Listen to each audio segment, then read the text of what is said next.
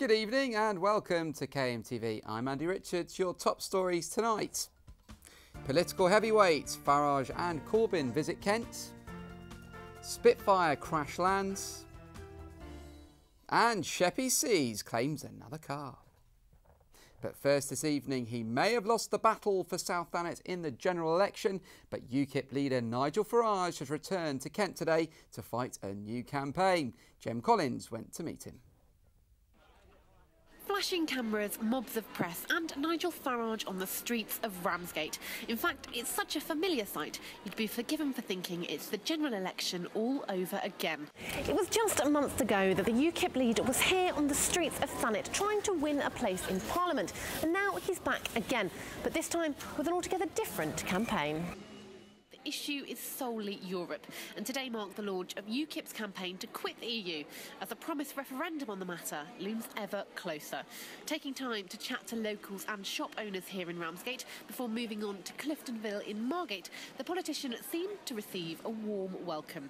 But with last election's defeat in South Thanet still looming over the party, does he think he's able to win this battle?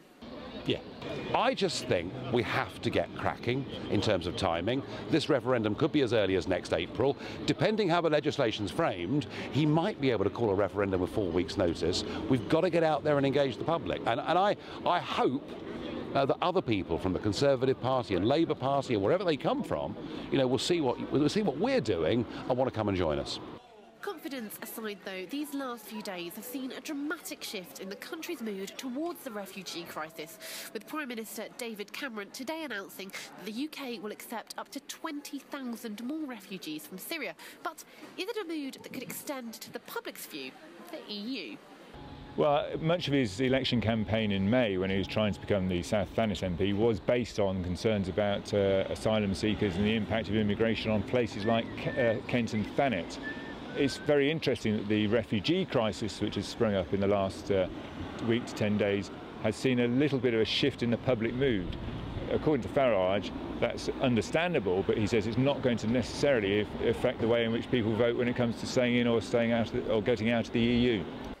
However, whatever fortunes the coming months do bring for Farage and his campaign, it seems clear that Kent will again be seeing a lot more of him. This is Jem Collins in Ramsgate for KMTV. Meanwhile, Labour leadership candidate Jeremy Corbyn was in Margate at the weekend. He told a crowd of hundreds that investment to create jobs is the key to recapturing support it lost to UKIP at the election in the county.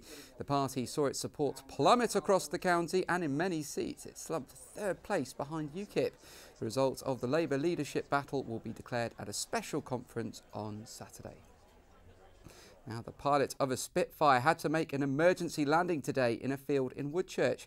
Fire crews, police and paramedics were called to the scene of the crash at 10 this morning. The pilot was out of the plane when they arrived and wasn't hurt in the accident. It's understood that engine failure was the cause of the crash, which damaged the propellers and wing. Firefighters also dealt with a leak of a large quantity of aviation fuel. No one was hurt in the incident. A high-speed police chase through the streets of Gravesend and Swanscombe on Sunday ended with 3 arrests. Aidan Gregory has the details. 3 men suspected of stealing a car have been arrested after they were chased by police through the Gravesend town centre. A patrol car spotted the Honda Civic and signalled for it to pull over on Stanhope Road, Swanscombe at around 5 o'clock on Sunday, but it failed to do so, forcing a dramatic car chase through the streets of Gravesend. Witnesses reported seeing 2 police cars chase the car through the pedestrianised Windmill Street of Gravesend, where the car lost its bumper and continued on.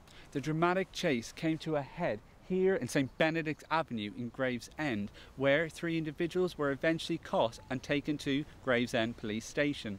The 3 men, all in their 20s, were arrested on suspicion of theft, but one of the individuals was also arrested for failing to stop at a collision.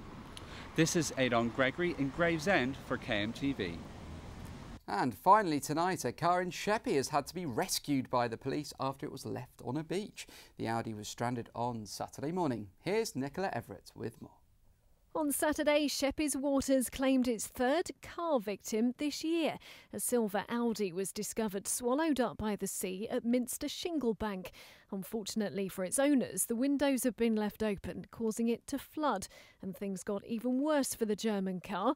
It was almost completely engulfed once the tide had come in. Police arranged for it to be removed over the weekend. In May, a Land Rover Freelander was pulled from the sea off the shingle bank, while in July, a 4x4 was lost to the waves off Laysdown Beach.